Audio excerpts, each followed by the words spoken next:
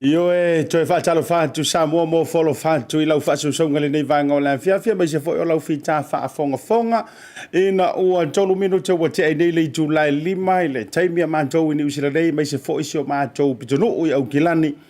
ia ele dei foi aso se furu male iva le aso foraile io se furu male iva le masina o novema lua felua se furu male tasi ia wala malama fai o foi ia le tautua foi ia lau Blue TV ia po lau moana TV mo o ele atunu pele a mata mai la vaila songa fua se ia o mai le aso foraile mata ngo fie le susulu le la ya mantou ni usila nei io o le me foi le wa ye wo ka fiu fo e ka alo io e me se la mantou nei tau le ni lau io o si tama mea e te tau mino ia ne ai io a falongo kunga wa asa mai le au ka fale tau mino ia tu recipe ko vanongo pe o ka umu mai le o yo le ia tai o follow from fatalo fatu sa boy lau fa so ka ia ile dei foi aso foraile ia ile manatu mawalunga ia o lo manuia lava foi le na pitonu o fea lava foi le tulanga o le Leaupepe o lo io e sila saanga mai ai e pe o le tala i lupe o le taiao ia polo e mata no fo mai ai e pe o le tala le moto le al tau tu ya ana ia polo e mata fia mai ai mata manu e pe o le tala i le va tau si o tanto butunu ia fa fela ia tu Asiata mar proclame masani ole Tautai ia ma Asiata e le tau le lima ia fila va ia o aso taitasi io ia e faiso o proclame ia au tele itawina tuare mafuanga na fua yo no tango fa ingore proclame le nei me se fo yo le mato o unang ia ele Tautai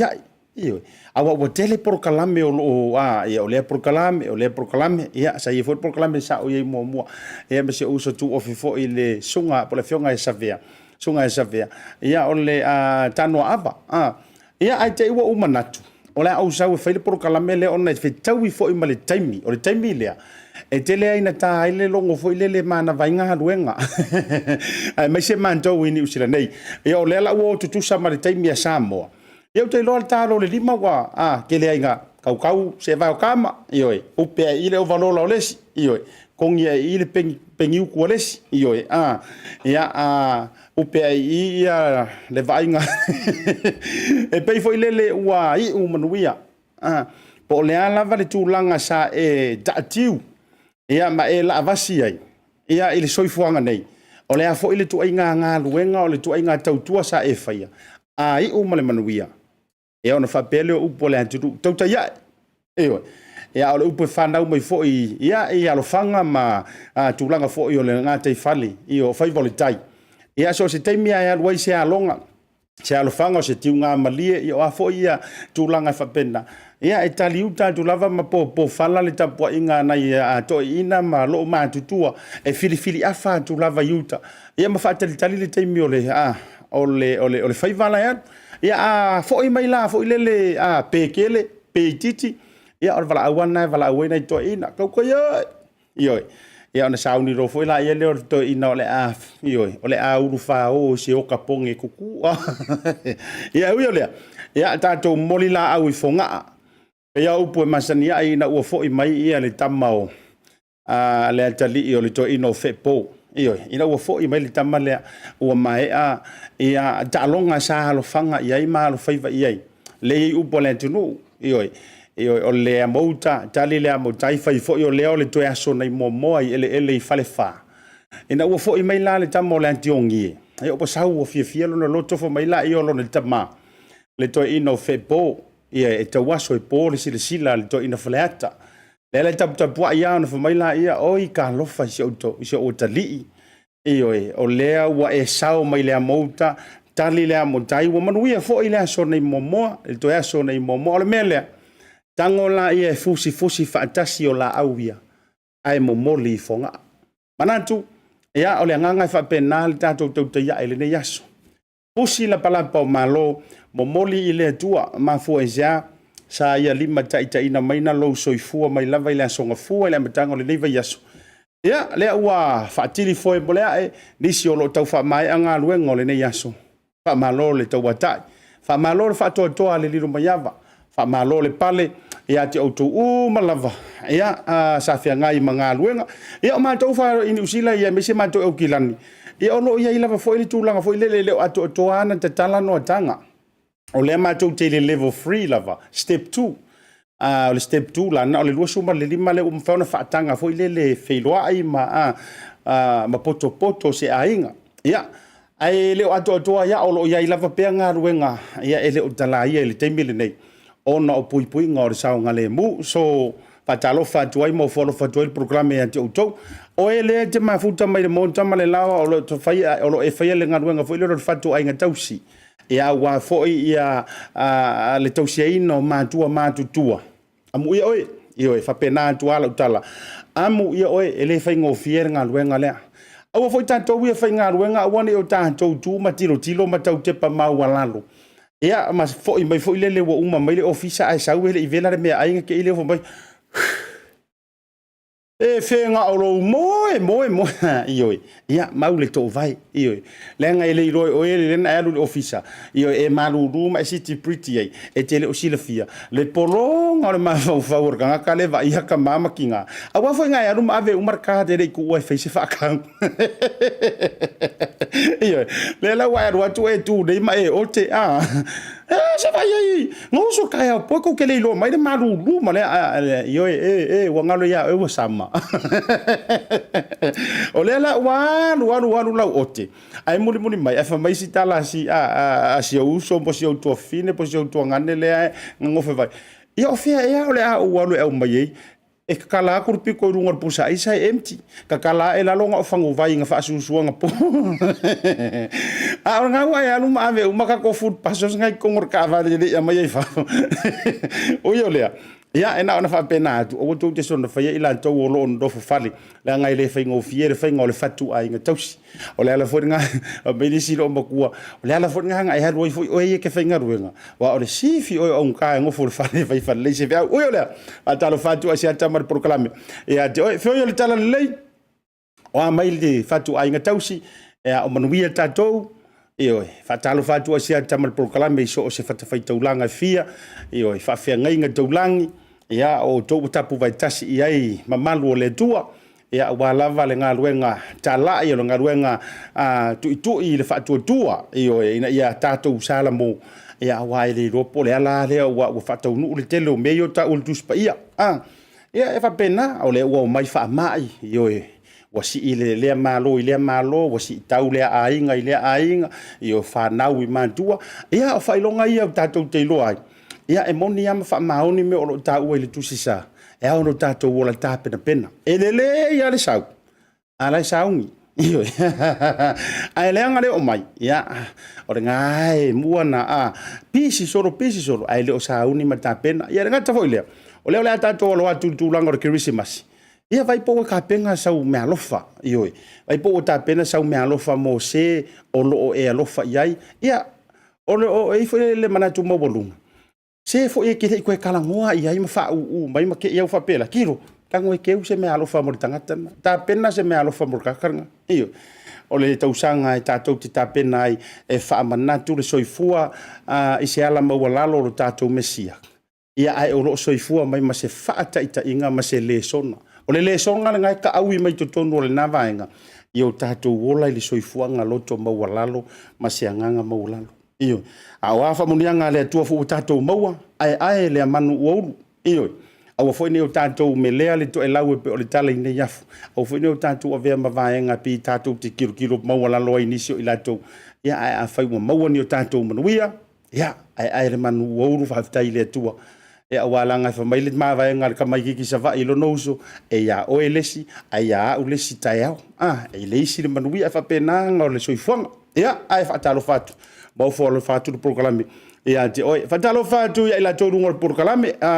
le songa ile matua o fatu masanga fata anetone le mafuta mai America mar fatu fa talo fatu Asiata ia mar programe ila songa ile matua o fatu masanga ia tu yo nganto tele ia awa fo ile fio la inga sanga i faleai malu ya tu samau ia fa talo fatu fo i mole tuelo fanga songa ya fata tamati le lua mar tausia te sisi ia me se o to uma le yo nga por fitalinga ia ale Loia le mafuta mai ia le fiafi malo le fatu to malo mafuta mo proclame ngata ile o j ia junior va ngai mai ava toloa malo le mafuta mai ngata ile to fine akim kisa Virginia Ferretti o mai le nei va ngole fiafi issue e Samoa's malo le fatu to malo mafuta mai ngata ile o fitalinga na mulo ulu Benjamin Craze mon nanu ia e saua ile swafa sau marfai e matua sa fotu la faia ia ia tasile nei pule to ia tatou le usonga a pule no se la fai talo fatu i lau talainga na mulaulu ia me se fo i o maftanga le nei vanga le fiafi ia falaniko to filau ia o le to oli i o mai amatou se la fai iva talo fatu proclame stu talowena ia malo la vale no sai malo le fatu to e il tatou malo e tolu ne tatou malo e fatera no le tatou proclame ma tua sa o fai atu le sona nafi o le so o le ama fai yo na fatela no ina se tasi o Loia sinia Tamaitai Loia sinia ia e tonu le ngata tonu se tatou tonu i Samoa ia e pita yo le fo ua fa au pe i New Zealand nei ma o kilani nei a le taimi lale nei o le ana malanga tu fo i Samoa ni si fo yo tu langa tau le ngaruenga o le fionga i le Saufitalai ia Salā Josephine Stowers-Kolo io ke roi te sila fia ia ua leva fo i tausanga o tautua e Samoa e ia ile au nanga fo ia ole au nanga leva fo ia nga o ta ua fanua Samoa lono wingo se taimi ole a maua se ma so ta inga ia ole a fa mai o ma fa manusina tu langa ole au nanga mo o ele te au mau au gilani po ni usile nei po fele ta far ke lope a fa pe ole te no fo le taimi le nei au matua fele lo ma fo fa wa ele lo kongu po le ale tu langa e se fautuanga le lei mo o e fanua fa ale nganu io fanua Samoa ia a me se ke lo e kor ko ai ngai fe ma fe e or kai mial nei or ta pena e o Leaupepe e a matona e fa sauni e faile ma fa tala noanga ma le fionga le Tamaitai Loia ia se fa manino ni si o vailiu o le a se fautuanga le lei mo oi ai me se o tu la fono fo ia na pasia mai sa mo LTC io Lene titles swing o tulanga o tula fono Lene titles court i Samoa ia la vaenga fo ia mantua e se tau ia tula ia fanua o mia sa loto ia se foi ia tūlanga o whanua whaaleanga no. Ora ka ua i o vaenga ia wau teilo. A whape fu o nai te no fu mai e whaisi o kau ngengefu. Po le ale winga o whanua o mia sa o loto, o le ale winga o whanua tau Samoa, po le whanua whaaleanga no. O le a maua foi se whaamani nonga i lea vaenga. Ia pe a pale mai toi o seanga. O na to ai tau nuu leo le sa. O le fionga le Tamaitai Loia. I lunga o le tātou poro kalame. Sa inei ni usila le vaiaso na tēnei peitai. Ia o le ana malanga antu i Samoa no nisi fo tūlanga i tūlanga le varo ngā wa o yo le Loia. Keise se mavaenga whapena. O le alai maua le avanoa e talanoa mai e le Zoom. Pe ala si pe ala ia lo ia le fango fo ese ia le maua se anto nga le vaenga ia e o te popole ia pole ale tu lango lo ia vi ia le tu ai so inga mo fon tatu mo o le ama fa yona fa tala no mai ia lungo le tatu por kalami ia ise taimi le o toe ma fa tala fa tu ia mangele lt tuilimo ia ma to ma futanga ia kasinge iva io le ma futa mai lungo le programa ma se le tau sia te sisi ma o to u malava ama ale o le tatu fa tala noanga o sina o to tonga o le tatu programa le nias ama ale o le tatu fa tala noanga ma le fionga le Tamaitai Loia ia ona so mai le o le se tatu fa tala noanga ia mala o malo masani lungo le tatu programa ia le fionga ia Vui Seigafolava Masinamua ia o io le aso so mai ai tu o le tatu fa tala noanga le se o tatu atu fo i tatu te tala noa ma se toi au mai se au ililinga ai mai se ar fa masinonga o lo fanga solo le temine i Samoa e le o toi su foi pe toi lu ina ai le sui ia le fitalinga le tu ia fuiono te nina Crichton ia le foi o le la sauni e tau va mai le no fo falalu le tūlanga foi le monotanga ma ta fale monotanga ka kia la le faleanga nu o le fa mai o nga o le vaenga o le monotanga fa lotu io e se ka uo me tutupu mai nei o le winga o lautala o lona tau ua to e langa ai le tele o le mau fesili ai mese a menge ka o monkanga fa lotu io tatia ia ma ta fale ma monotanga tau tua fa le nu ia wa ki ro e lau tu sa uma e lau nga tu sa uma na vaenga ai o le vai liu le a tu la mai ai wa pe o vaenga nai to lo longa le wa mai a moli mau e lima le no wa mai a fo yo na to lo le moli mau a le fisiringia le moli mau le fai au ma na tu sunga fa fenga o ia le sa ingia le pepa ma tu mai fo o ia sa ingia le pepa le na yo e ile tu langa fo le ma fai ona tau vale fionga ya tuitonga po le alo fo yo le tamama tua le fo isa tu le fo ia fale lupo tau sanga tele le fionga ya au peniamina ia a le ala wa vatu mali ia e la i o patatua o lo ia i lo tawanginga ia o fisili le na o fatatia tu pena o le mongo kanga o se me kaungalu i lo ngoa e ma fai onga sui momoi na o fa fisili tu pena ta pena mai so fina ngalo o mi mai sa so manatu matulanga fa pena ia ai o le a ma so na fa lau telenga ia pe a pale mai ia le fionga ia Vui lunga ia ole tu o fo ole tofa ole fionga ia Vui o se tamama tu o leva bo patua le tofa ia se tau te tala mai ia me se foi la ele tu o foi lo fina ngano me fa na mai lunga le tatu por kalam ole fisili na le lautanga tu atu fa pena ai mana tu e muli e lona lua tatu fa tala nonga na e tau na ta pena i so fina ngano ole tatu fa tala nonga mo o te loa pe ia ole o pale mai le sa ole Tamaitai Loia manatu nganga ko ko fa la wilo le tasi tato foi mai patala nom fa felo ile fionga ya Salā Josephine Stowers-Kolo e longo le tato proclame si ka ko fa soa I fanua Samoa. Local voucher is one of the most convenient ways that I'm finding now to do my shopping here at Farmer Joe, and my sister just sent through the voucher on my cell phone, and I just come straight to Farmer Joe to do my shopping. Ole si tulanga pitusili ole tau. Ole la fo me ole pepa tala olo. Ona fa anga le fa tau I olo e anga mo ainga. I think it's really convenient for families overseas if they don't know how to help their families here. Then this is the perfect way. Mai ai la sa so fo tau e lisia sa. Le fia foi sa we mo mawina le foi au nang fo ala mai le tala for voucher. Ila wana fa tau ma me te mga oi. Ele voucher. Tai mo le talo pavata ua mau le apusu se wa fine. So se paro loa fai ngo fie. A me se le tfelwa I mala telefoni. Tai mi uma. Ai lo la fo merkes o nei no dor tamao re ainga. Fa te tu lava le talo voucher mo le foi o nang fo fa tai. Ma lu la le tam fai. Pa tai talo pavata. Teki talo pavata.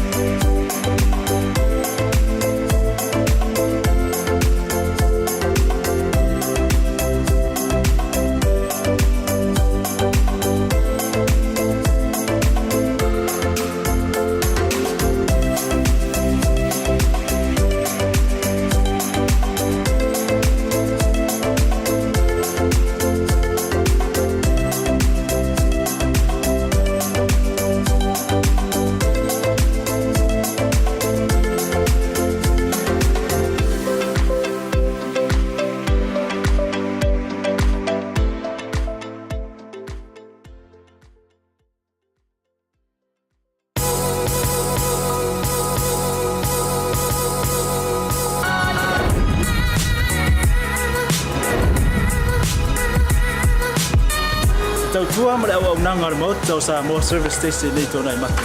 Ma tau te utuina lo ta vale, ma le tele onisi o matu au nanga I se.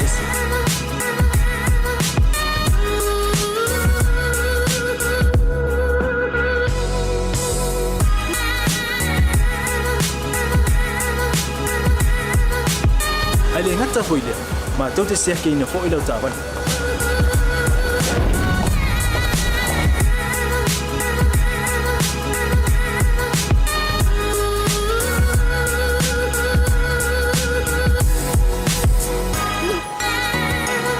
Salā ia foi suau, mo lau tapani.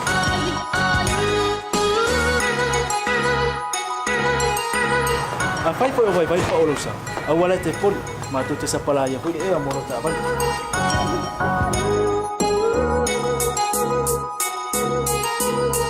Mo lau no posila fia. Mua, tape lau ta vale pe auto. Lua, tape lau telefoni il taime utu ina lau ta vale. Ma le vaenga mulu. Mana tua foi. E matua I whasa aina, lo tau maftapa ai no fuanga whapengi.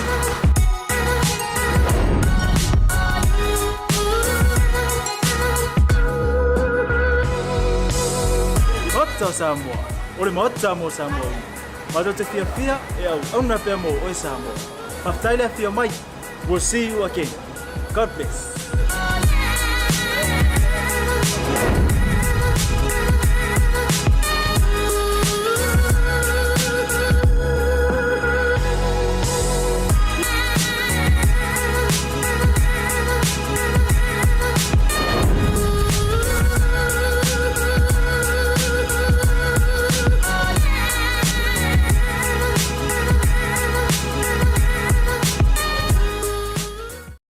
Taimi o le wantile wa lua se fulu mino te wate nei le jula e lima i le tautua mle unanga a BLU TV e mai se fo le tautai e ma Asiata le poklam fai o le nei aso mana tu tātou se e lunga whale tonu lava le tātou fiso o tainga e i le taritonunga na ase i tau mawhai lava i a wau te loa ono o lea i le vaenga fo i le whaano fo e sea le fionga i le Tamaitai i Loia a le tātou tau mawhai pe Samoa mau me lau to vai a iei ni nai whale tonu e a o le a tau mawhai lava i isi na fitu nga inga o le nei a whaatara ai fa fera ia tu ilo fionga Salā e ilungo le tātou porokalame io e malie fainga le tua o le lava ia so sa o tātou filoa i ma tātou talatala noa fo ia o te roa ia o le umai tau atu le nawa ito ai tau nuu si o tātou atu nuu io nisi ia o tūlanga i le ngā luenga whaatalo whātu mo folo whātu ilo fionga i le nei vaenga i Tamaitai Loia le nei vaenga o le fiafi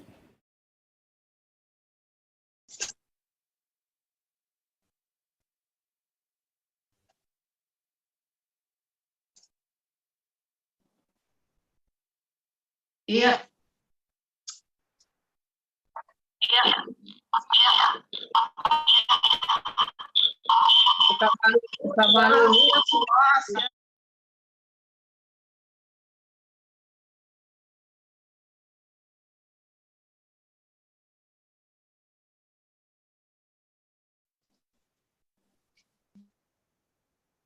Ioe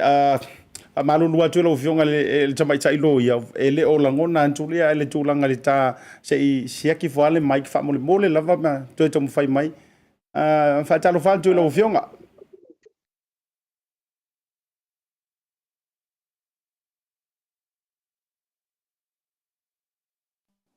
ya o te lolo tau mawhai lava le tātou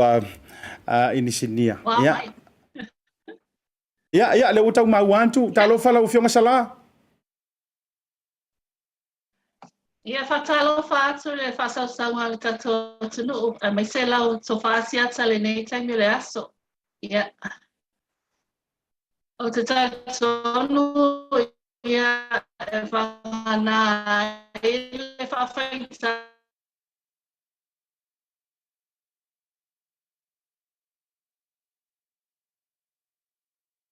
Ia, talo. Nei mea o pena whailangi lo tam whai atuai, ia ai la hona laman whanga e tia ma vi ele tu om whena mo nei ama noa mawai se ta whatal noa nei a fiafi. Ioe, ia whaafitai tele ua mauale nei lao, ioe leanga o le ta whaatal noanga na lo loma e tele i malangatu io lea o nai whaesese inga i le taimi wa fuai. Ia, ona o le leila vale tūlanga i le wheso o ta inga, o tele o ilo te masalo lau pito, ia i tūlanga fo i le lo le tātou service. Ia ina nei mai maule tā whaatal noanga, le maua uma i le mamanu lau tele o le antu nuu le ano fale, mai sio mata upu tā ua lava, toa tele ila tau tali le tā whaatal noanga. Ia ala tamu whai pēta te amata, ai maria mai ala wo fionga i le Leaupepe Talai. Alu le ta whaatara noanga i te ua le o kilia tele ai lau pito matulanga. Ia, e ilo utari tonunga. O le anto e loma le tai o alo i se isi. Ai la fuatu. O a maisi o tato watu nuu. Ai maisi o le to ai tau nuu ai o lau fionga i lele.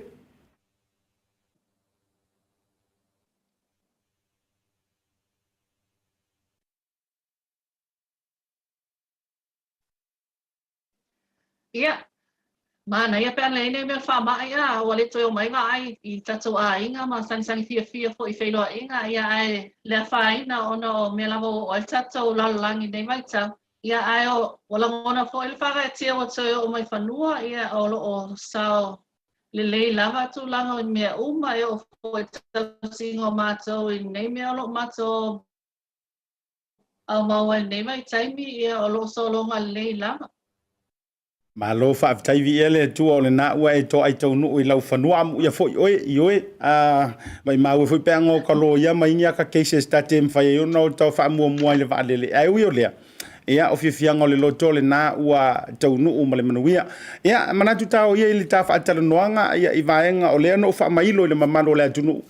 olo ua iai lau au nanga fau le tūlanga o le fautuaina ma le fisoasoani le mamanu lau tele o le atunu. Ia i tūlanga i o lātou whanua whaaleanga nu uma whanua Samoa. Se mwhaona e whaamailo le tūlanga lau fionga Salā?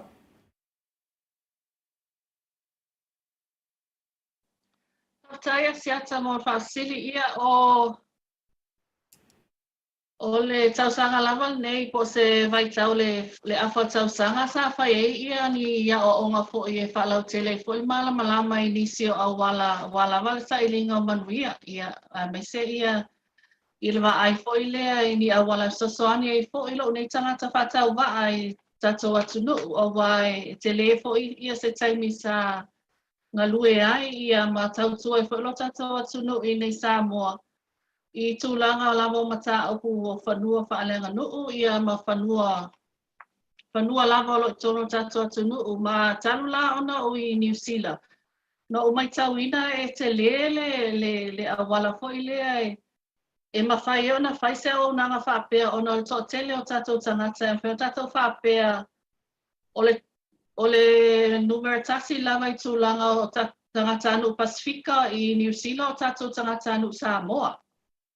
Mai o le tele lava o tatou tangata ia ua lalampapa ao fo i New Zealand. Ia e langona lava le e pe fo o le fo i lea tatou e lele lava le toloa a ma au le vai. E lava le taimi e manatu ai le tangata i lona atunu umoni. Ia e sisi fo lona whaamalama ma sila mai. So se taimi lava, ia no mai tauina lava tūlanga lea e sel mata alia i o tatu tangata i New Zealand. Mai se lava mata au ku tau whanua. Ia e uila ina e tele o le fele fo ilea o le vava aia to tele i tūlanga whanua. Ia au te tali tonu o le aunga lava e tātou te mana na o e whai se tūlanga tātou te au nai pe o tātou tangata. A tātou te au nai so se au wala e pe o ala o se Lene, e ala o tātou tautue, tātou a inga, e ala i lo tātou fia malama i le nofo fo i lea i totono le nuu a mai, tātou tala noi o tātou a inga, tātou te fia malama lava po a mai Samoa. Ma o te tali tonu, o whanua o se tasi leo mea sina, e au i ailo tātou nau ta inga lea, mai e mwhaina o whapefo. O le toa tele fo i la o tātou tangata ia na o mai fo i a tea au i na, e lato te fia malama lava i mata au kutau whanua. Mai o lea lana o nā e fo i se manatu e whapea. Ia e se mai la i la uia ofisa Loia, o te mana a whaise au nanga whapitoa fo i lea e patino ala i mea tau whanua Samoa. Ia e aila ia tama i polo kalame la lea te tau whai fo i lea whaalau i loa ma whaatal no atu iai. Lea la ua tau whai e ala fo i se sosoani mai le tatou ofisa i le Pacific Business Hub, ia whaapea fo i tātou pā anga ma nisi wheo Tamaitai i whai pisi nisi lau i loa i tonu Aotearoa, tātou lava tangata anu. Ia o lo whai am sosoani mai lo nei tangata i nei am whai o na whaatino le wha moe. Ma lo whaafitai lau fionga Salā. O ani vaenga tā ua wau te loa tā ua loa whanua Samoa. Ia, okay, lo whangua e kau i ainga e au i ei suli o tūlanga o isi whanua e pule whaasa o isi whanua. A o ani vai liu e te tau o na e tau na amata i lau sauno. O ani nei vai liu e mawhai o na au wea i le mamandu o le antunu. Ia, i tūlanga fo i o la tau whanua tau Samoa e mawhai o na au i ei le whautuanga le porukalame. O i ale tā au o nanga. Ia whaftai Asiata. E lata i se fulu ia tu la fono. Al tātou atunu o e awhia i whanua whaalenga nu. Ia mai e au pe ona sila fia le mamalo o tātou atunu. A tātou tala nolo i whanua Samoa. Pe tau fle upule o whanua Samoa. E tātou te tala no i whanua whaalenga nu. E se mai la i whanua o mia sa o loto. Pe le tau e isi o whanua tumaoti. Ia e tolu i tu a inga whanua e tono tātou atunu, o whanua whalenga nuu, o whanua o le malo, ia ma whanua o mia sa o loto. O le tele lava lao whanua pe lata le malu supasene ia pe ua i lalo iti fofo i newa i tau ono le tele o ati na e uman whaatino o tātou malo, ea awhia e fo i ma whanua whalenga nuu. Ia o le te le na o le area fo i lea e te tau ona o i eise malam la maanga po so tātou whamatalanga fo i lea po le ale wingo le mea o le whanua whalenga nu. O na e tele lava o tātou e pe fo i le tau mix up lava le whaatinonga fo i lea ma le lafonga o le upule whanua Samoa. Ia po whanua umia sa o loto, ia ele o malama o maile to tele o tātou. Ale o nanga lava ia le tau whai atu iai. O le wha malama o tātou whanua whalenga no. Pātaita inga. O loo iai tu la fono e mawhai e ona avel ma lolo whanua. Mo manuia lau tele o le atunu. Ia e totongi la le tau. Totongi compensation. Tele lava o tātou whanua ia whātaita inga. Lewa whai ei ia malaiwa alele. Ia po o tane vai fo ia te tele. O le whaalau te lenga le au wala, ia o whanua lava o tele o nei o tātou a inga ma o tātou a inga poto. Po whanua whalenga nu, le nā a whia lava i tūlanga ia me tau atina. Ia tasina tū la whono, ia o nisi o tū la whono, ia tā ua ia le puipuinga fo i lea o le vāo whanua maswafa. Ia, pe ila tulafono le vouchers. Ia tulafono na e patino lava I tulanga whamasinonga. Pe a na ua. O ni fe inga foi le malo no foi o tatou ainga. Ia, ole aungala tatou au nanga. A whai olo o iai ia ni fesili, ia po iai foi ni atunga lunga foi lea mamalo tatou atunu o imata o whaapea whaatetainga. O sila fia na maua se tau ia ole tau whanua le sa abel malo le tau sanga lea pe fia le whaatlau te lenga le awala. Ia o fesili whaapena, ia na sila fia o loo iai se tula fono foi lea e mawhai ai ona tiklea ia le whanua to a ingo o se whanua whaalenga nuu po se whanua umia sauloto. E tula fono whaapena le ono. E te sila fia e mawhai ona maua le manuia o to a inga I tulanga whaalisi. For example, ia e tula fono whaapena le ono lima. Ia o nai mata upula whaapena o te iloa to te leo tatou tangata e fia malama ai ia pe lato te fia maua e foi sina sila fia pe titi pe tele ia o le au nanga lala na a mato o lo tamwhai whaahulu atu lai I tonu au te roa te mine ia e foi se mau no ta inga a whaapea lava e ono lele ia o le a whai na whalau e tele I si vaengo o lo o alala ma papa au e tatou tangata anu. Ma lo fa tai lo fionga sala. Ona o le tu ba te lo le o nanga ta o le ua faita tala talinga o tufunga uli o le upomoni lava I fa fonga le atu no. Awa o le vo o kau koe manga ku kaika. Pe ia po o le malo le tutu I manto fanu. Matu langa fa pena. Ai na o se fa matali fo lele. Lo no winga a fa pe o lo e fia sila fia. Malo e ngumi lava pe na ono maua se lisi se tu pe foi matulanga fa pena I fanu o le tou ainga o lo ye ni mea to tino le malo pe o lo ye ni awala le malo ma vanga fa pena e ma fai on fa so ta email o nanga o ina tonu e mawai le fautuanga o sa ole. Ia, nā tonu lava. Awai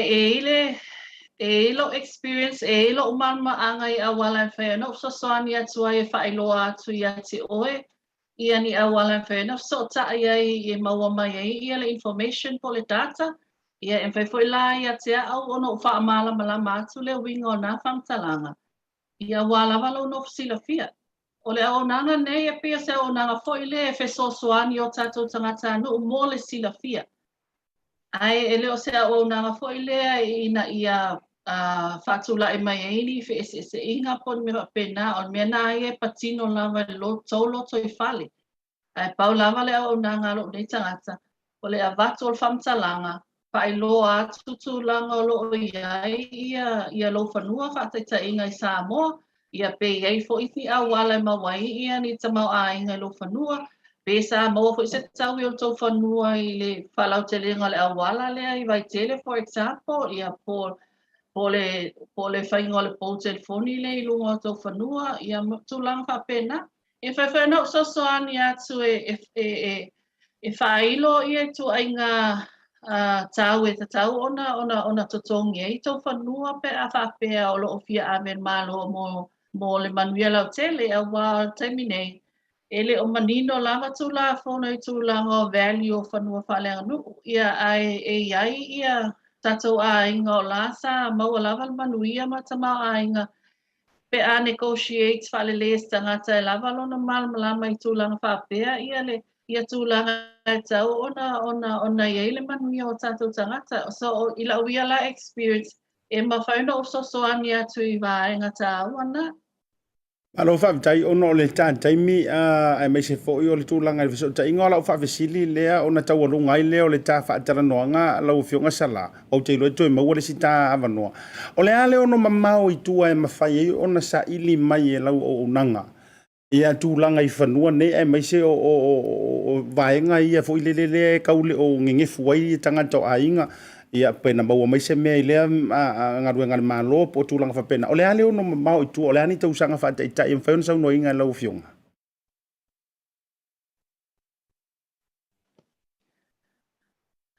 Ia, E tele lava au alam whai ana sa ili information po whamtalanga nei mai tau.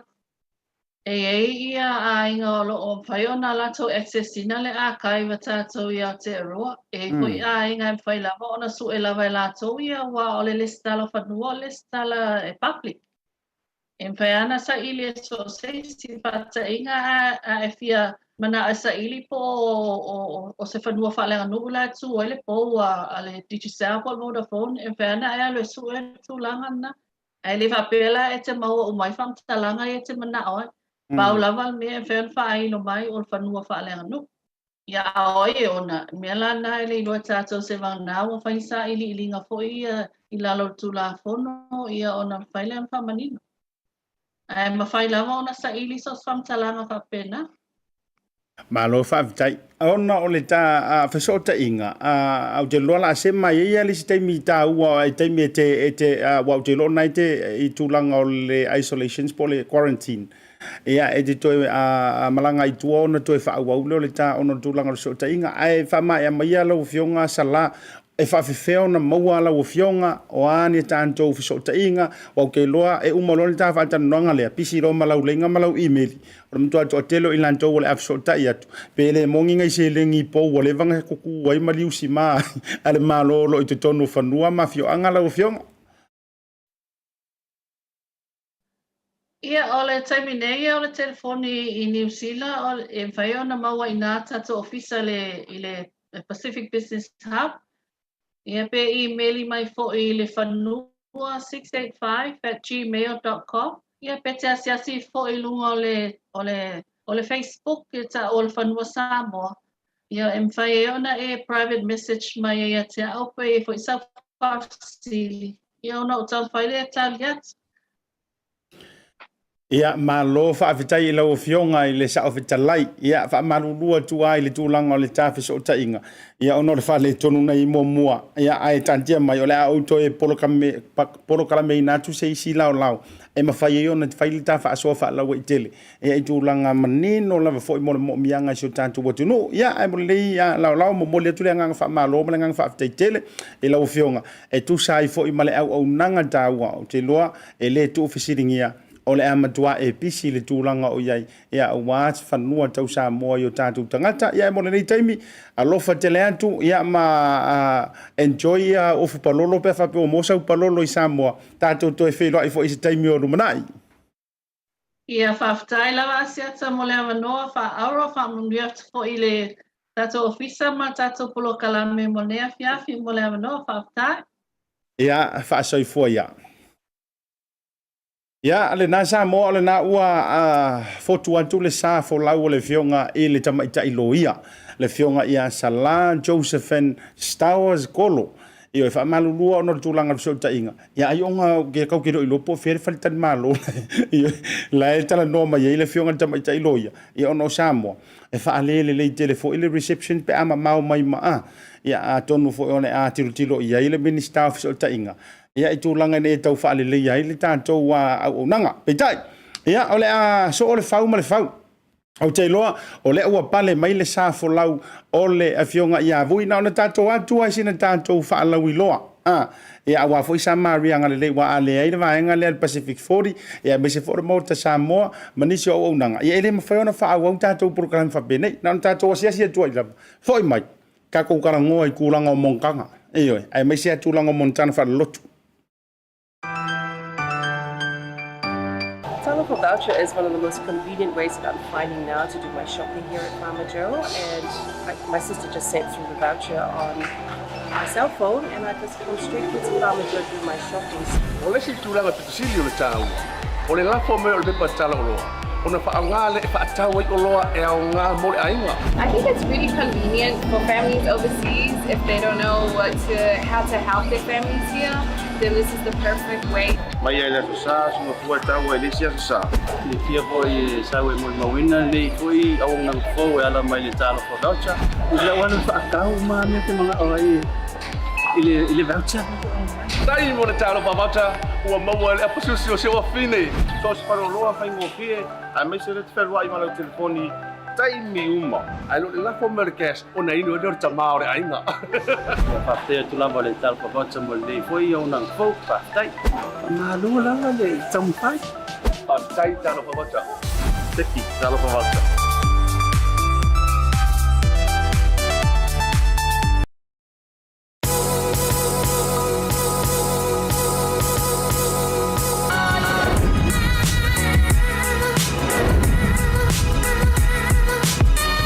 Tau tua mare au nanga mo tau Samoa service station nei tona i matu. Ma tau te utuina lo ta vale, ma le tele onisi o matu au nanga i sesi.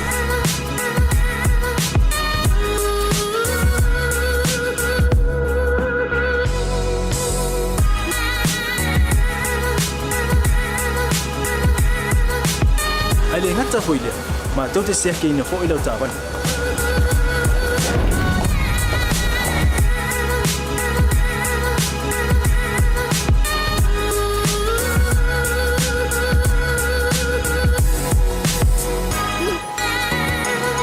Salā ia foi suau, mo Leaupepe.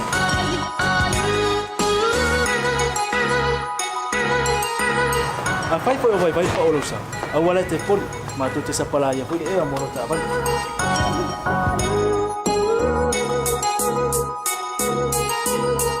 Molo no posila fia. Mua, tape Leaupepe le pe out. Lua, tape lau telefoni le taimi utu ina Leaupepe. Ma le vaenga mulu. Mana tua foi. E matua I whaasaina, lo tau makitapa ai no fuanga whapengi.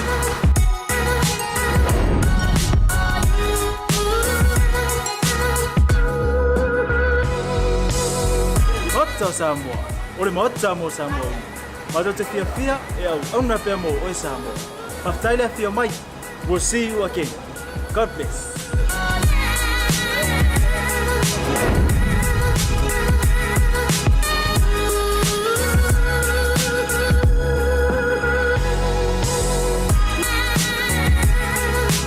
Mike, we'll see you again. God bless.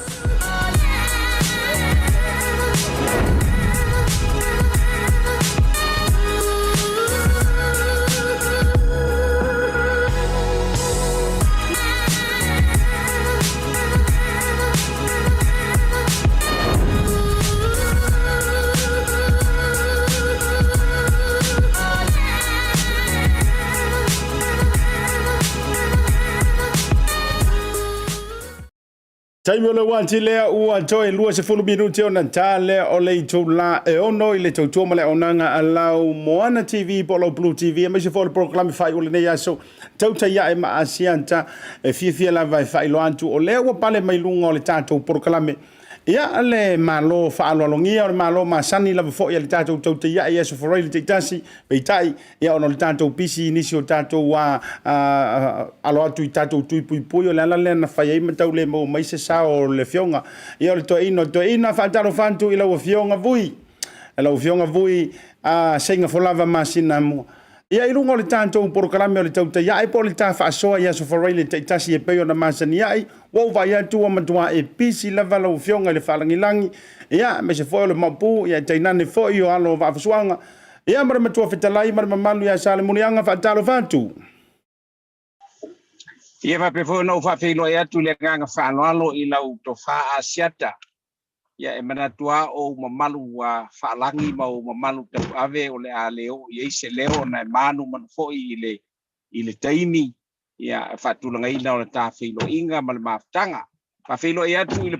ia ma ulunga o ta tu nu fa fonga mai mo mai ia I le ta fa tana no nga le nei ma lau to fa Asiata I le Tautai ia e ma Asiata manuia lava me uma I le ta tu nu I Samoa nei le nga fa lo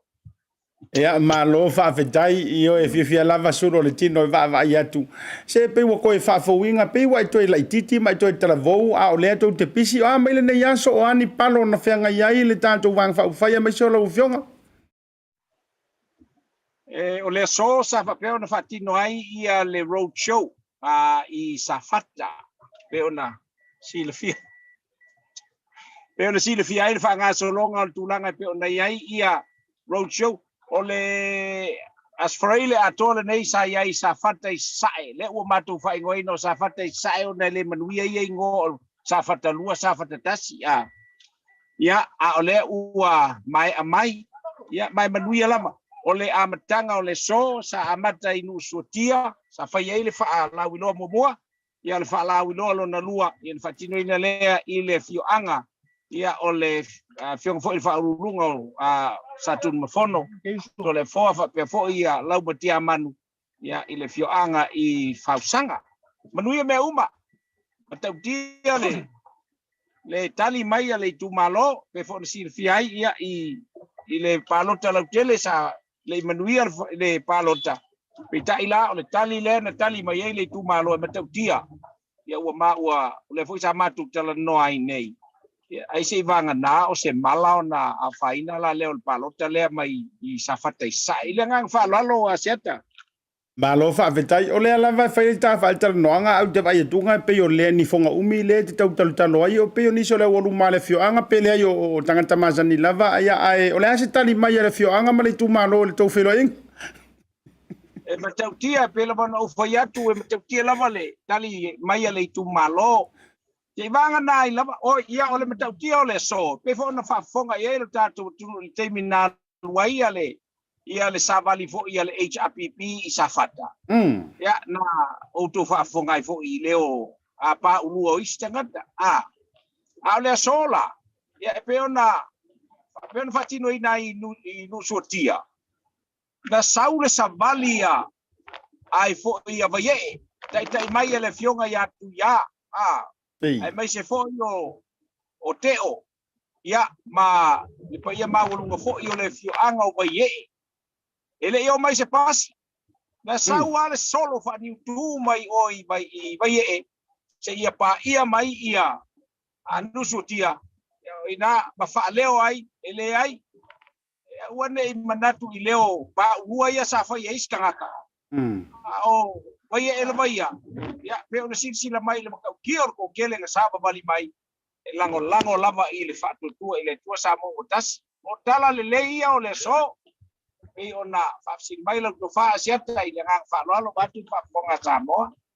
Malo fa vitai lo vionga Vui I o e ua lava le mantou va iantou I le sisia e o le tanga vai o sio tantou watunu ia ina I safata ia e momoli mai ai le loto o le amana ia o se mea la walunga momoli fo I le nganga fa vitai tele ia I tupu mai e me se fo I o tamali I ma le fa falu polunga le ainga malosi ia ma malu fo I le lantou wala lantou wa tili aluan nei le tou fa I le fa moe o le malo uyo lea ia ole fana tonu le malama ia ma sono I tonu la le fo tu lang ole ta fa ta nonga ni so vaenga ole na faila utala nei le tanto ile au mai moe me se fo I o lungo le prokalame a pale mai le fionga ia Vui ole a ma fa so I le tulanga lea wa atata mai ai a to lo o fa Masinamua o lo fa nga solo nei ia ile va o le fitalinga le tuua ia fuiono fale malu tenina ia me se foi o le o lana so antaule o ile tauvanga o le palo tala ititi ia tuitonga manaia ai au o le ala wa mai a fola sanga matulanga I moli mau o le vai liu le o te fia fa fasili tuai se itatala mai ile tofa o le o antangia mai manino lava ele o yai se monotanga I lalo o le suafa tuitonga manai o faya. O le ua manino mai lava to laulonga o moli mau e lima le nuu e tutusa uma lava ia e mai se tatia le monotanga faa le nuu a o le tuli le monotanga faa le ekalesia po faa le lotu. O le foi lawa umona tula I le faa whiangainga o le sasainia le ia o lai manino ai ufo I o lana saunoanga e le o iai se monotanga I lalo o le suafa tuitonga manai ai ai la le si o le vaenga lea o le vai fa mai ai o lo ia fa wa wina le tautua I lalo o le monotanga Sione tua ale fionga fo ia au peniamina e le tau fa loina o la fa fesi e tu sa ai la male anto lo tatia mai ma se pela mai le tu la fono ai se tatala mai lo fina ngalo lo fionga Vui o le tamama tua fo wai lo tautua I le nganto e kalesia manganu ole ha sa o le mongokanga e mawhainga mongokanga sui momoe pe o le mongokanga e alu I lalo lo ingoa lo suafa matai whaiona e whamanino vanga lea Pate etu Asiata ia o le monotanga ia o me fai o le tulanga vo ila le me fai o le montanga la alu la lo le matai ele me fai o fai ngi me o sui mo moi pe fa pe fai o ele mo kanga lo kama ai ka oi le ai a fai te fai le montanga lo tama fa le nu rona winga a fai fo la te matai e te fa tino ina fo ila malau mo no tanga ele se me ka o se fa o luongi on kanga kai se mo kanga kasi se o me le am yo me na o so mai al me fa mai kala ka mai ki I know your conflict pe ole winga le on fa talanga ia mai o se vai nga la nei ke na pe lo ta o fin mele ta o mo tanga fa lot le nga le ngi mo kanga fa no kur ka ku fa lo kur kaka ide ka ul nga o mo kanga me fa le ngu e fitu tonu ala el meta fa matai e ngi mo kanga me ia o la wata tu a ho le lotu ele ta una me ni montanga ia fa fitu tonu me fa Samoa ia e pero na o tala no atu ba nga le na ai tali tonu ai lo fisi ele sui mo e ngi me fa pe Malo fa vetai o le vaenga leo te lesi fa lau o te fia tuli atuai ono o le wa mai e uia o le ila wina le unga o le fa masinonga ai o le ana tu la ile sunga fa fenga ngo ia fo ile ile pitonu o vautupua le sa ia sainia le pepa le fo ile io e nai le mafai ona lu ono o le tulanga le montanga o le ana saule fo le sanga ma le fa maninonga mainga le sunga fa fenga inga tulo fo ia le kalesia e pe tau e se fo ile saunga o lana le tulanga fa pe mai le saunga ia o lana tilo ia o lo lantua le tama ia wa pe upu ia le swafa fo i tonga mana ia o lo lantua ma fa ia na me fa le lotu ma vakulonga lofa ia o lana tilo ia o lana le monotanga o la so fina ngalo ile tu inga fa maninonga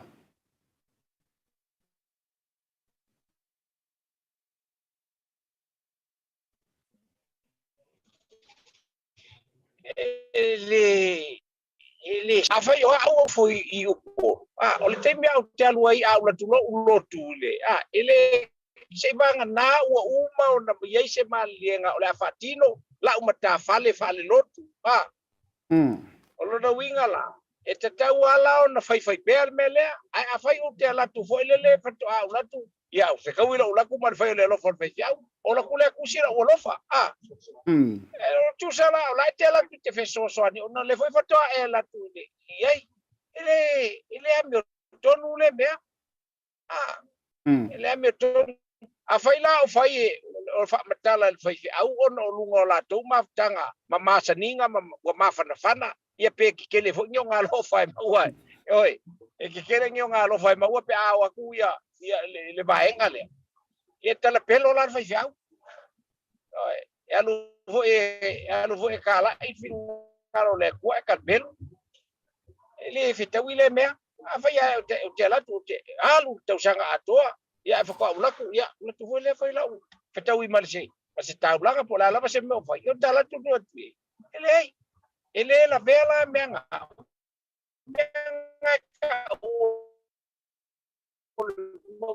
mole so zangi I mena o tu tonga o fallo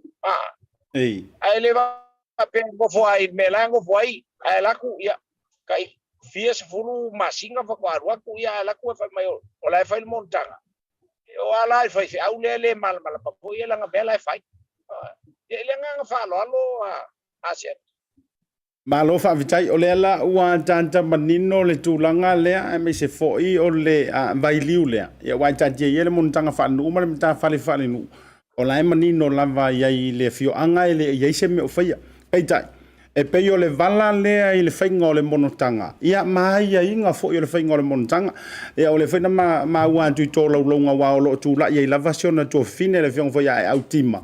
e fina wina le mta upule e ia ina I tala ma foi le ese ai le fa longo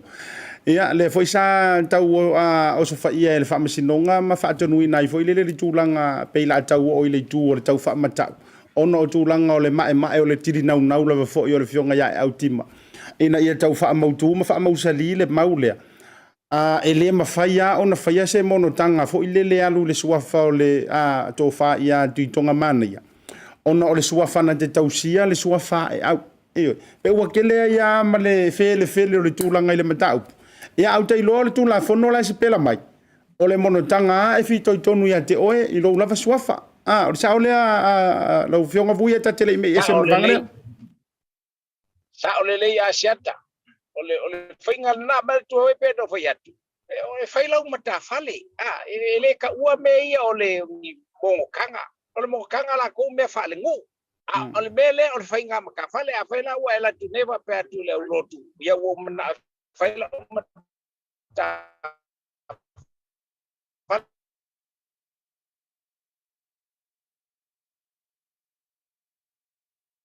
Ia o te lono le tūlanga langa o le nai e whaile tā whaatal noanga ia o lo ilunga o le awala. Ia o te lo whaila Samoa le peo o tātou i New Zealand ma Australia o whea lawai o iele tā vale ma whaia o na kilia le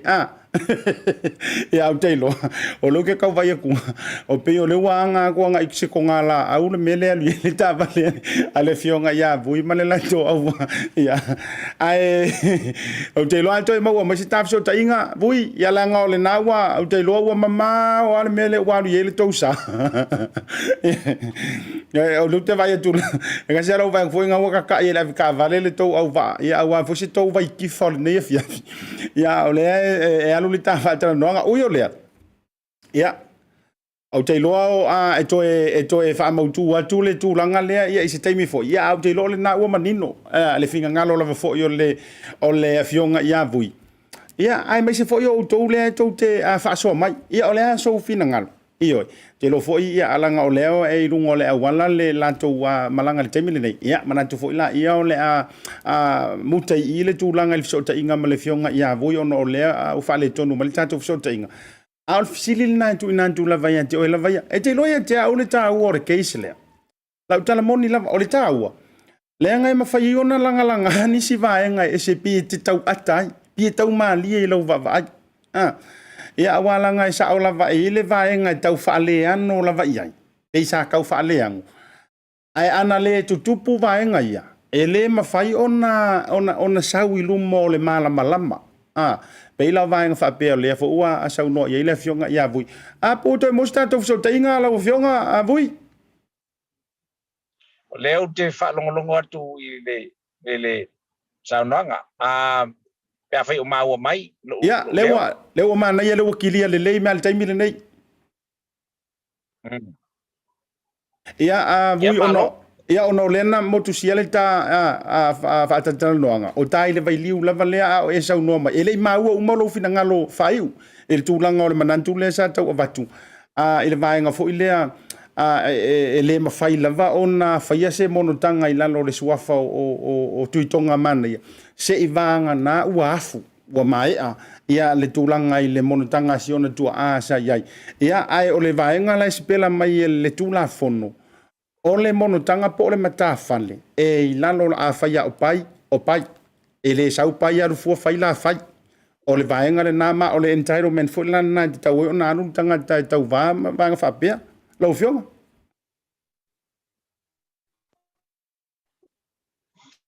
e moni fa maoni Asiata o le ngai ta ina lo ta o fil mele fa pe me montanga me yo wa fo yo o tautua fa le kalesia e pela na fai o le fainga le sa masa e fai tato ia fai lau mata fale e te alu la tusi lau mata fale fa mawina lau mata fale te lia ina fo ila le kalesia ia le fai lau mata fale o me umala bala fatino le vai lalo o lau mata fale la tusi ai le o le tusi o le mata fale au Beniamina le vai ia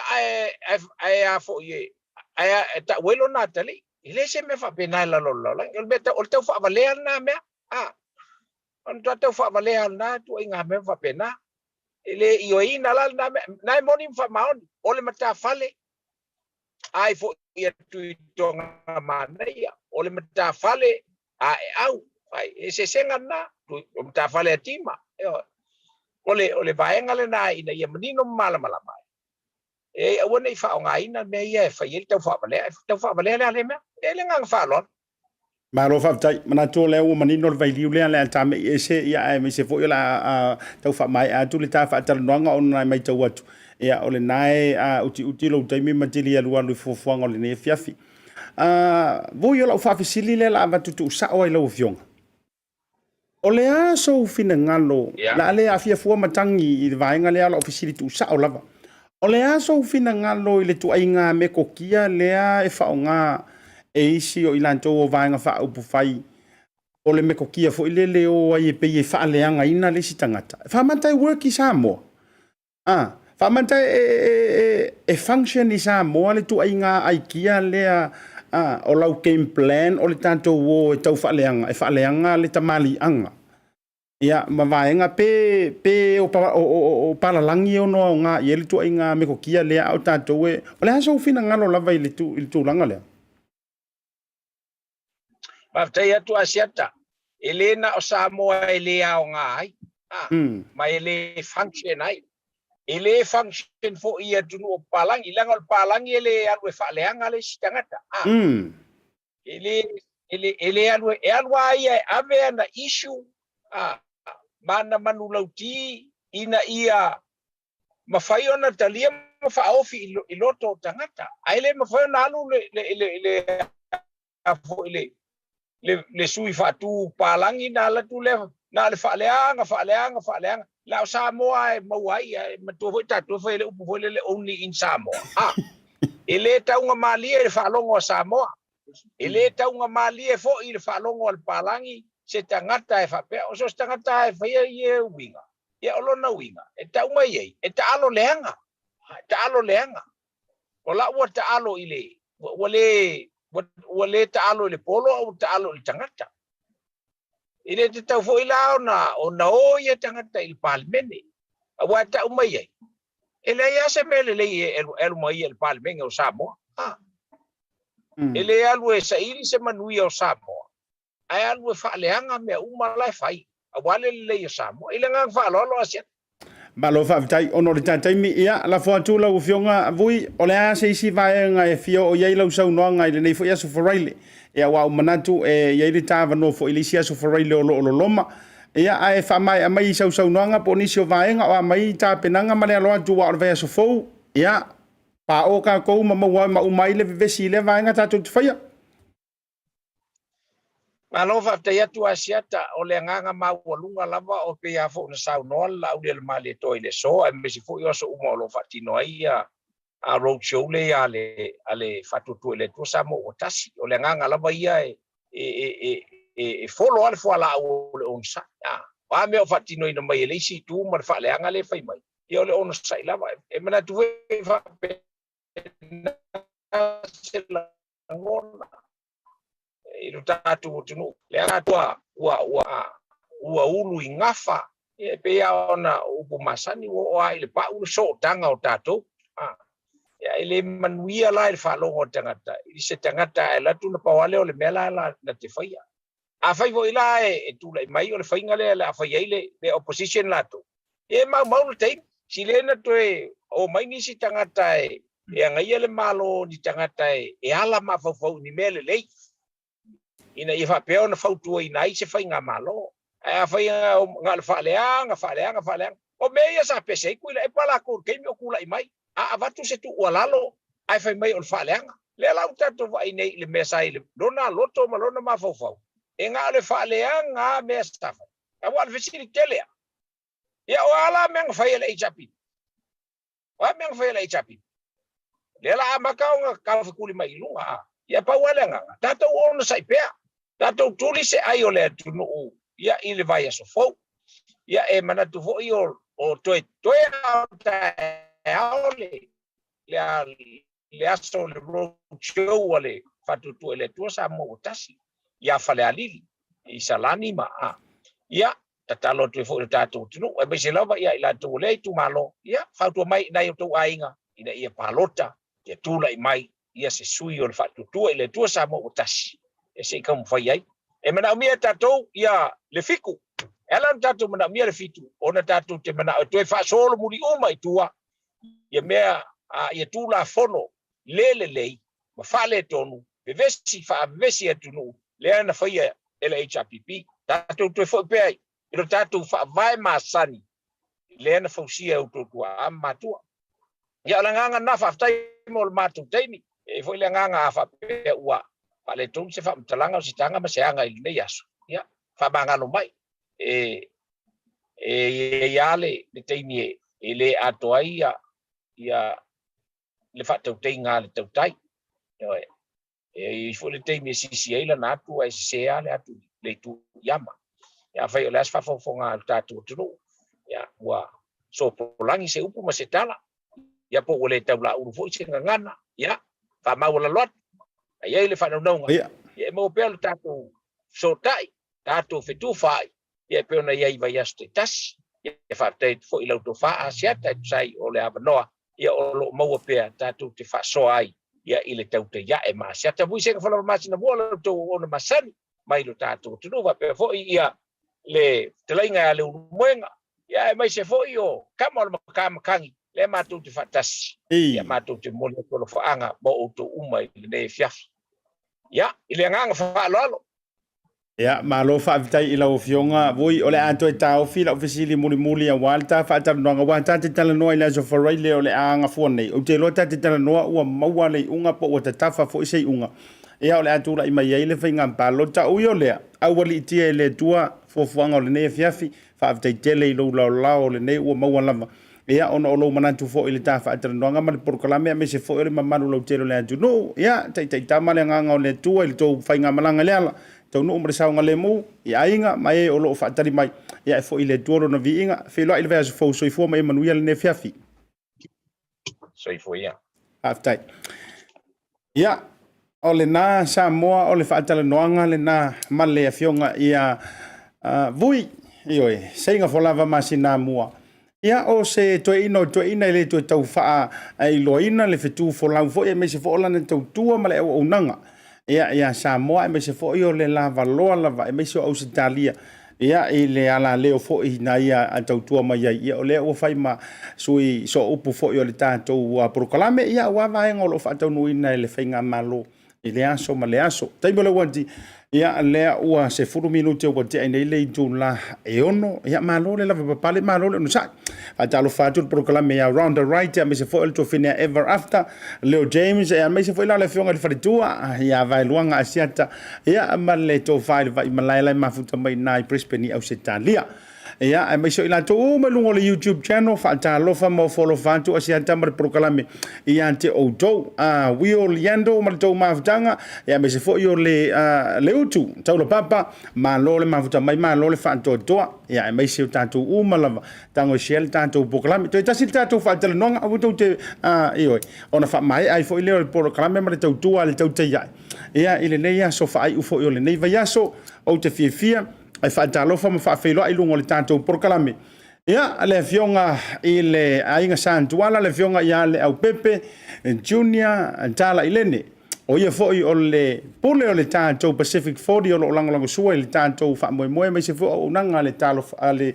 BLU TV ia ila to le talo fa voucher va lo mo tanto moto Samoa me se fo o fale o lo te tele i Samoa ia le o pale mai lungo le tanto fa tala nonga fa talo fa tu ila o fionga Leaupepe ia afingitare pa io lo to ainga falangilangi ia me se fo le la una fusia ia sur ma bu na fanua ia me se fo le matua ia tau o ve amare mamalu le farfitu atalo fatu lungo le ta proclame le vanga le fiafi ia so fo manwe lau talinga Asiata ia po lau fionga fo le vai malai fa felo atu fo i pa io Samoa lo ma fa ma futa mai le ta proclame ia vai atu faisi mama follow sale nei aso Asiata no tulanga fo i po kalame fa nga so lu ia tonu lava ia o lo nga mo so tatu atunu ia me se la tolo ai tau malele atu mtapua ia tu atunu ma io e fa tai fo i wole vano fia ke roa ka longa fo i le mata yo pi inga io le e wole vano karo fa pesi e pa i mai te punga mai lunga io e te fiso soni mai le anga fa si mama fa pangai na fa tara no nei o le fionga Tamaitai Loia ia Salā Josephine Stowers-Kolo la uto ai tau no i Samoa ia nga tala leo le a to ina le fionga fo ia Vui Masinamua Seigafolava I tūlanga o nei report I mea o lo tupu Samoa uio lea malo le pale malo le ona sai o vai kuri ia mo kwa lau kekele o fala o lau ula fala li pesa sai se maliu le nei aso pe nei se vaenga sa fea ngai fita I tunga malau fionga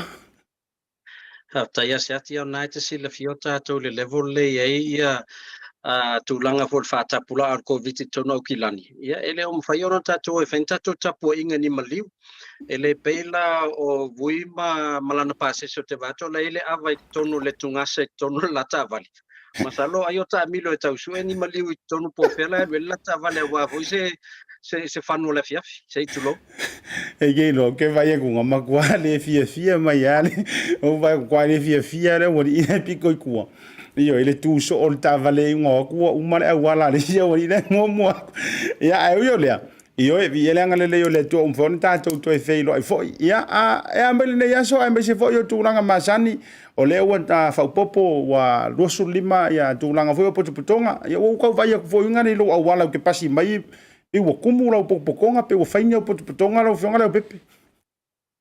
Asiata o le vaenga tāua la wasuinga le wa ia te min nei. O leo toea ngā il whanau le aonga. Ia wa tau maua I whaila se taimi o nei mātua. Ia e wha ngā solo nisi o ngā ruenga sa le mwhaen whatino. Ia o whea ngai fo I mao o ngā whanau. I tono mauta malawa. Ia o le tūlanga fo I e whapole ina lava. Ia le toe o atu le whanau le aonga. Ia o saulava li pote o le tele o cases I le aso mo le aso. Ia tātou te tuu lava I le I lana puipuinga. Ina ia puipui le whanau. Ia ma tūlanga fo o whai ungo o mwhaen whaatino mele malo. Ina ia mwhaion toianga I atu I le aonga. Ia e lo tele ase swinga Asiata o levan fia o atu tātou ofisa o te vai atu. E leise si o whaia lau kofe ia o ta fia o atu lau fo I peon masani ai. Alo whaawitai, le o leu te tau ata fo le tau o lau saunoanga lau whionga le lipuli. I le tūlanga fo le pena e sauno. Wa uanga no ia te au o leo to e fo I whanau ia onga. Ia e pe o leo o matua I manuia I lo loto. Ia o e se atu fo le whanau ma le fale I oe. Ai se I mawai se rua lau ma le tinao le ainga. Ia awa o le tele au taimi sa whea ngai ma le tau vainga ma le whainga o mea o ngā whanau. E ui o lea. Ioe wa mo mia foi se si I sau e so soani mai ia me se foi e ina I tangata ia fai mau mai fesili mai le lua au nang ia o fai atu o tere o mai loa por mea o fa asasi o uso ngasa o ofisa por mea le ai o lae I tūlanga ia se taimi o le tau no mai le ofisa ai o le ia o le fanga solo le tūlanga o le ta mai tau nina le alo le tui pui lunga e le ngata o tau mo fai nga ale a tātou tamam te tua escopa o le Mekavax te leo e kalesia au le foi lo mar fa moi o la socio tamam te tua ia malisi o le situlanga la wolungo ia I ta to tunu u tulanga o le fai o tui la ufiong o le mai tau atu I nei li poti fen saul nei aso o le lava wa tātou la atu le iwa 100% ia tulanga o le au sia o le o tuipuipuia ia ma we tau foi tulanga o fa moi o tamama tene toia malisi la so tae ia e leo mawhai ana na nofo ia le tātou community. O ai lava le whala putonga wa mawhai ana lātou whaatino se whamoe whai e tui. Ia o le tātou ngā luenga o le tau longolongo. Ia ma sosoani nei o tātou tangata ina ia whamausali o lātou loto. Le au ngā o le tui le nei. Ia ai le ngata na. Ai o whaftai. O maua se numera mo lungo tui pupuia. O mawhai e le whanau an toi o atu I la onga. Ia ma toi mafuta foi lātou ia I tūlanga lava I mafutanga whale a onga vui leli. Masalo le whatoa ngau whalongo na taungu atua o tamaiti la onga. Whai loa ia test foi ia le whai a onga. Sei loa ai. Po le leila ia mea onga a whai a onga ia na whai whale. E nana I mātua ia na. O le la tuatali. Po la te me sa wesu enga. Ia nai loa le na. Pe na pasina ia onga ia na ngafa manai mātua vui. E le tolu masina le na mawai atu nei. E au te loa I oe talo sia ele I whaia enga le test ai o le ate te ina I whaia o ngai le mantua I mantau tia o le tuai le ua ia mawhau nei tamiti ia talo waile nei lockdown au I lea ia ele o lea le tūlanga fo I wau te loa lausunga e le whamonianga le tūlanga fo lea o ino le whanau ia ai tau ia a toi tasi au whaafisilia tu leo na ta me I le tūlanga le o unanga mai tau ina tu langa o lo vai ai le mamma o le kulanga le savali nei lo sunga Leaupepe I tai au. A fua 2 kilomita ma vaenga i au te mai tauina lea e whailoa mai runga o penga te whailangi. O lea se tūlanga o lo e tau tā pena tu i ai wāfua i ona e sa vari. O lea si lia kunga i le se fulu mona tupu kilomita e te sa vari i le tai au po le aso. O lea se whamoe moenga o i se mele o i loa antu o tātou porukalame e me se fo i ore malu lau tele ia o lo tau tā pena i lau songa ni tālonga. Asiata atonu o le vaenga tāua lava. E ile aso na mātou wheloa e ma se tasi fo o sunga whawhengai ngā taulangi ila e kalesi e pēmiua ia le sunga ia whamausili. Ia sa wapeon sau no maile sunga whiwhi au. E tamwhai lava ia ova maleono afe ia tūlanga voleo ana laa i le aso. I aso uma. E peo tūlanga na o mawhawhau tsal. A whai o le mawhai e le sunga whawhenga inga wato i titi o le ono sfulon tausanga. Ona sa vali e ova maleono afe ana stepu le aso. Ia ao lea e te ilonga e tai lua aso le vai aso whato au tahalu ta te exercise. E peo tūlanga na le o tau mwhai e lava. Ia o te vai etu, matua ma o soifua malolo ina le sunga whawhenga. Ia e le ngata i le fit, le le sa vali. Alo na malosi fo. Ia peo tūlanga na o tau whai e futaita. Ia o le tai, o le whatoa fast food tau sang, o le sunga whawhenga inga wala te leonos food. Ai mua le sunga whawhenga inga ia te au, pia mau matsawali. Ia peo tūlanga na le o tau whai ia alua ia so uma. Ina ia tau whai ia le ngata o le mo whataita inga leivo le upo le atua ma whamalosi au vo ia le sunga whawhenga inga o lo au mai ataita. Ai ata toe follow to ai lai tūlanga toi fu maloloina. Ia te longa se tūlanga leila. Malo whaavitai i o te longa ai e tala vou le whale tua o le sunga whawhenga inga. Walanga e tau whapena. Nani soi fuanga fwiri le i o umana tua wai sau noina fwiri whawhenga inga. Umana tua i le si whaiwhi au na launga ia mātou i o mua ku whamai. O whatu ila uto lua o popole a pau tiro le whaata i o vai e tunga wa vai a lava lo matua ia o lo senga pe si o fore tua ia e o le te lo ele o le nganga le ala yona savani ia me se foi na savani la usunga wala ngol nai tala vo lava ai o le ia o le si tala tu langa ile o nanga e me se foi o le tautua le Pacific 40 mata tu talo fa voucher mo le manu le tro Asiata nai vaenga ia o le ua whanga solo Christmas te minei tau sila i lungo le o le Facebook page le Bluebird. O le Bluebird e lato whale o loa i sa leufi o vai tele masale longa. Tele o seki no fua mana naia e o tūlanga fo i furnitures o lau o lo promote mai mo le Christmas. O le tūlanga vai whaila utala Asiata. E le seki no fua pe o le e pe o se you ia lona shape foi le o la tava ai I to inga setting for na New Zealand nei e tau titilo le faafe le limafi pe ata ngofi faafe limafi New Zealand ai te o vai atu ngai lungo le picture le Bluebird e na o le afe iwa se lauta la Samoa pe afe iwa se lau iwa sfuta la Samoa le seki te le fa special name mo le Christmas o aula le o fapean e le ma feona e mau New Zealand le to inga seki le ai o te vai for le quality masalo se seki no fo avatu I fafo au le wa matan fa tango fie mo na yo tatu tangati sa mo o le wala fengo fie fo la mo a inga o sa uni a me se la to la sa fa ya la to ngal bengal Christmas o lo mana mientu langa foi le se seki no fo fo o le living room o le sitting room o se TV fo e fauto ina la vale asia I le tatu Bluebird I sa mo te minei ona o la to fa pito lo fa nga solo ai fa Sicilia o lo wele a wala te tongi sa o atu ai lava e fa nga to tatu talo fa voucher I le seki no fo po le TV o le lava le o lo Bluebird na I for to inga pe I for tai au vili mai a oi le o matu tau mai o le mo seki no fo le matu te mana o matu te o matu nei tau mele tau afi se lau I was full na e alu lunga le website at Pacific 40 te mina filfili le falolo Bluebird e alu le voucher lua se lau ta la tutongi e mau alo a inga te mina fa tau tutongi lo malato seki no fo mau ama Pe o tūlanga na le vave na le ue tātou tautua temi nei. Ua whaafai mea mana o mia vave. Ia ona le tātou tālofa voucher le tātou Pacific 40.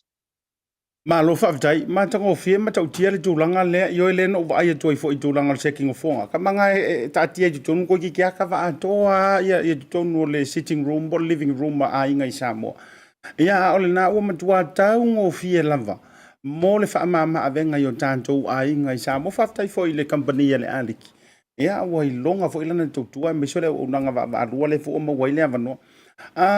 ini si vaenga o tātou whaapitoa mo le ngātu le Christmas o te lo o le te le lava le taimi ai whawheri le vai liu lea lau fionga Leaupepe e mawhai ona tongi atu e tangata whaataitainga la mai le no force king for le whin whaataitainga a peo lea wa mai nei le pei ala atau whai waku se lima se lau e tongi ai ia ma wha umakwa ilea e mawhai ona whaile vaenga le se ia atoa tu leile le tau atoa ona whatoa ave leo no force ki atoa i tua e mawhai ona whaile le unanga lea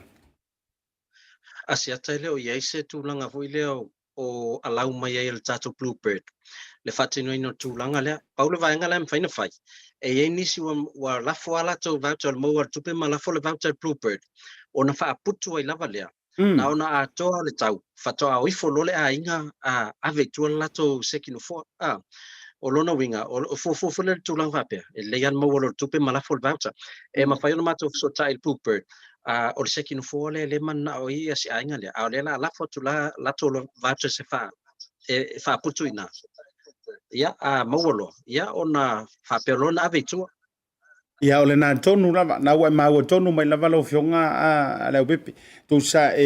tongi atu lava se ilonga wa atoa ia na fato ai folo le ainga ave tua ia ole la ma wo le ma faile tūlanga le na ilunga o malili nga ma fai ona so ta ia tua o isi tua inga update mai o le tūlanga tau i ta vale mani so o nanga fa pena la fionga e tūlanga il ma fai ona tongi atu i nei mo Samoa ia Asiata lo mato tatanoa pe ma company ta vale Samoa i se awala e whawhaingofie mo nai o tātou ainga i whafunei. Ia ona tutongi atu tā vale, tongi tā vale. Ia ona whapelo na release tā vale lau i Samoa. O le si vaenga le tam whai e tātou company. Ia o le tam whai e whaiswhainga paanga ma se company finance i nei. Ia ona peo le tongi na lava yo i nei. Ma whai ona e se whainga paanga ma le tātou company finance. Ia on tongi aleo le voucher i nei. Ia alaua release le tavale i Samoa lono winga a halu walo a ise tūlanga vui le ua whale tonu tongina. Ia lono winga mo toi vili fo ia le tātou vanga le Samoa ia toi vifo tavale toi whatutu tono lotoa. Ia se toi okay fo ia payment. Ia au te loa o nai o tātou tangata o tātou. E tātou te ave tau te whame meloa ma ave tātou whamo mua nai o tātou ainga i Samoa. Le tātai tau fo i tātou whale tonu. Ia pēhau on tūlanga whapena. Ia wau tātou. E o lo le mea leo le o le whamai o toi ave tā vale tu tonu o na wa a lau o umona ti e nei mātua matulanga wapena. Ia e pe e whinga tā lawa wilun tali e nei e tātou. Ia ono le tātou nā tura whasamoa ia o tātou o tau te tausi. Tātou tausi ia ma tātou ave lau whamomua nei o tātou ainga Samoa. Ai o pole seta, o le anga Luepel tātou ofisa. E nei am whai ona maua ia tūlanga le tautua na. Langa o le ma vave mana o mia. Matua mana o mia lawa tūlanga tongtongi o tā vali nei. Ia ai release le tā vali Samoa. Ma lo fa tai o te lo le tūlanga fo le te yo ina fo le vaenga le o te lo ai silia tu le fa maoni o tangata. O le fa maoni fo i tonginga wa mana tua. Pi e kau pase e ai ngi usila. Ia walanga ato to so alta vale ele o lo mai pai mala fai nei ia walanga e o le next door ta te lo umatanga tai ta te tua o ye. Ai a fanga ia ko so Samoa. O ia e mala ma u mari tu malo male ai nga male ma vaenga ia au te lo o le o Sofia mo nga luanga le tangata fai le vaenga na ia wana i se whaata mala i tūlanga wa wanoa te talo ina ia maua lea lau ia la fuatu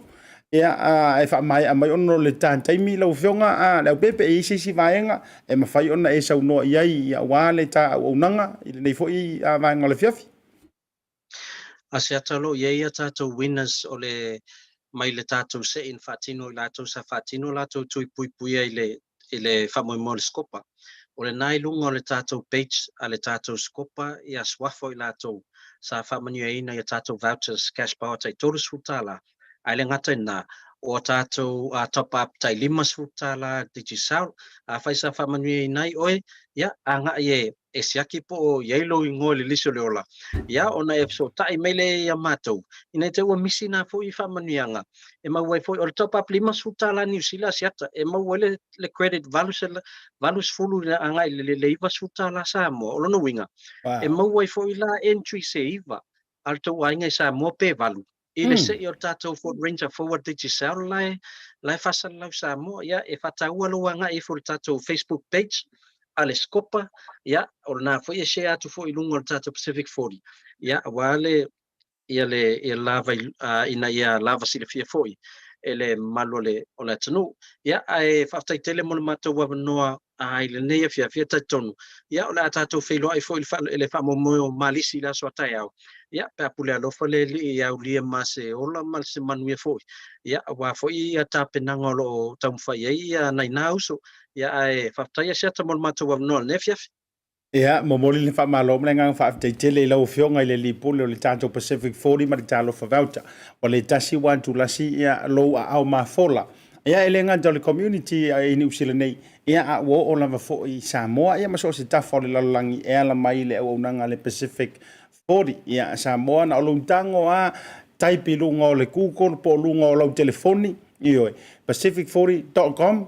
Unga e loi lunga, maua uma yanga e kanole o mirva yanga na ia le fu Samoa bisi atos Tamaitai wai lua options o le fa Samoa ma le fa tonga ia na e follow along lava io e tatou le fa nau ma le au talavou fi sosoani ane I matutua wau ke loa wale vanga vingar ko inga mal makua fi faingi fa kau wale la vala fola fatupe vatu mai inu ma ona ia le manga le Samoa ai e fa tamala ma fa yanga o ele nei ia ai tautua na le au nanga ale Pacific 40 ma le talo fa voucher fa after tele fa manuel le tu taimo le nefia fi la ufionga lo fa tatou tu fe lo ai fo ia ai la so taiao sa la so taiao la tatou ia ia me se fo le vai so fo te ia tu soifua me se ola mai le tua soifua ia mo nei taimi after soifua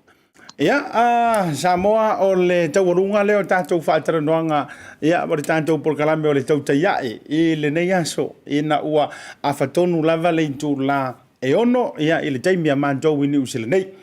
Awara ngalo fa mo skopa ile so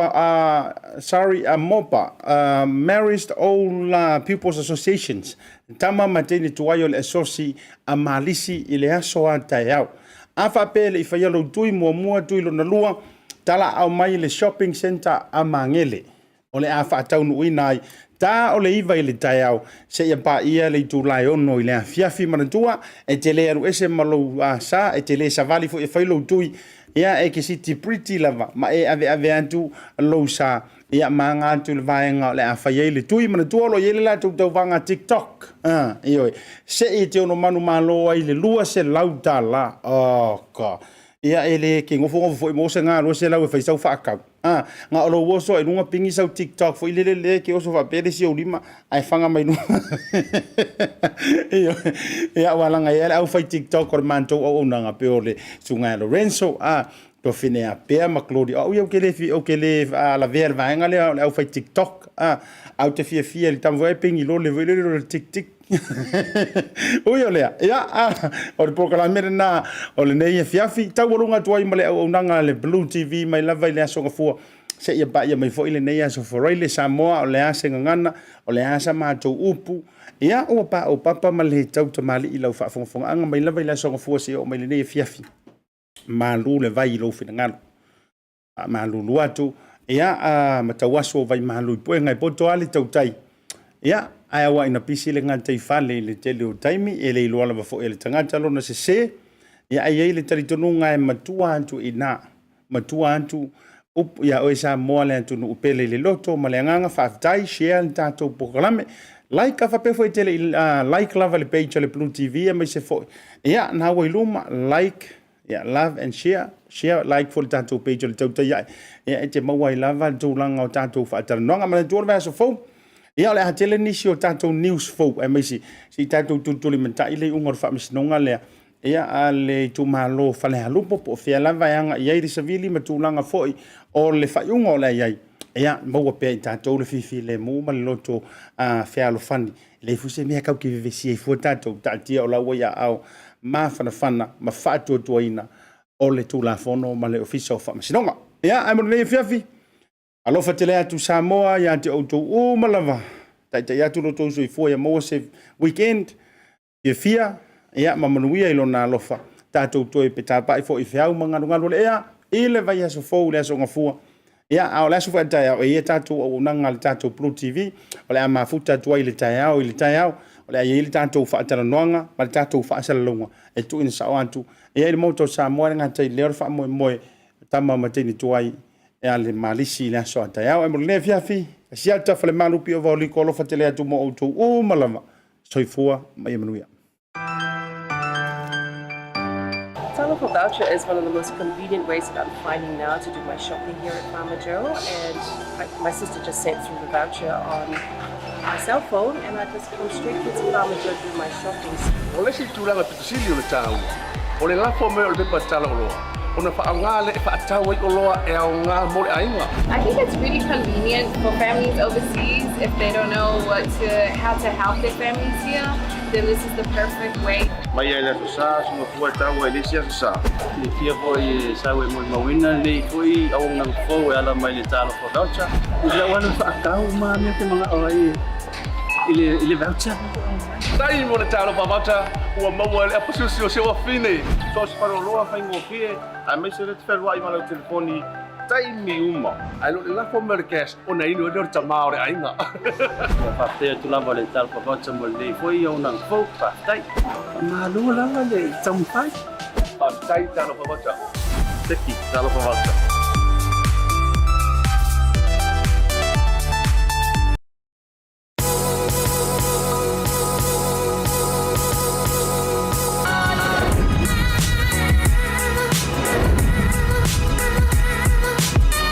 Tau tua ma le au nanga remote tau Samoa service station nei tōna i mata.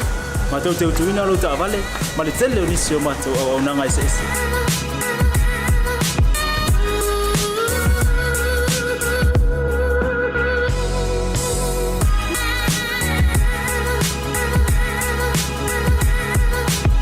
Ai le ngata hoi lea, ma tau te seake ina fo i lau ta avale.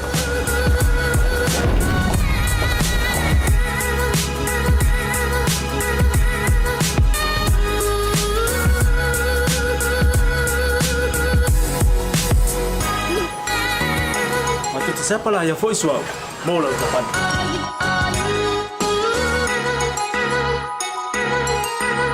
Apa itu yang vai pa ulusa? Awalnya telepon, matu te siapa lah yang voice mau lau tapan.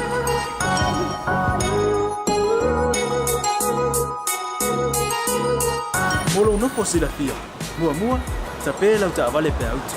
Lua, tapi lau telefon ni tai me utu ina lau tapan. Mana vai ngamul. Mana tua fo e matua i whaasaina lo tau maftapa ai no fuanga whapeni.